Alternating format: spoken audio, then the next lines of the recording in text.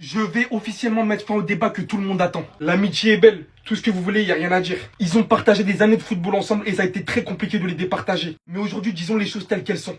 Il en reste que un. Au final, Sadio Mané prend une Coupe d'Afrique des Nations sur Salah, ayant été énormément productif. Aujourd'hui, il récidive, très sous-coté, accomplissant une Coupe d'Afrique des Nations de fou. Cette fois-ci, il dirige son équipe en finale. Et de quelle manière en dehors de la surface lorsque le jeu était totalement verrouillé après je ne sais combien de minutes de jeu.